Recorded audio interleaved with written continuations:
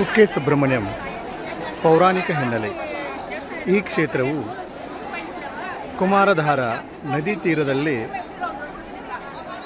ದುಷ್ಟ ರಾಕ್ಷಸರ ದಮನಕ್ಕಾಗಿ ಜನ್ಮವೆತ್ತಿದ ಕುಮಾರಸ್ವಾಮಿಯ ತಾರಕಾದಿ ಅಸುರರನ್ನು ಯುದ್ಧದಲ್ಲಿ ಸಂಹರಿಸಿ ಸೋದರ ಗಣಪತಿಯ ಜೊತೆ ಕುಮಾರ ಪರ್ವತಕ್ಕೆ ಬಂದಾಗ ದೇವೇಂದ್ರನು ತನ್ನ ಮಗಳಾದ ದೇವಸೇನೆಯನ್ನು ಕುಮಾರಸ್ವಾಮಿಗೆ ಕುಮಾರಧಾರ ತೀರ್ಥದ ತಟದಲ್ಲಿ ಮಾರ್ಗಶಿರ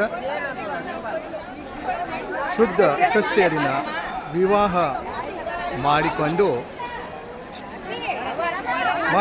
ಅದೇ ವೇಳೆ ಅಲ್ಲಿಯೇ ತಪಸ್ಸನ್ನು ಆಚರಿಸುತ್ತಿದ್ದರು. ನಾಗರಾಜನಾದ ವಸುಕಿಯ ಪ್ರಾರ್ಥನೆಯನ್ನು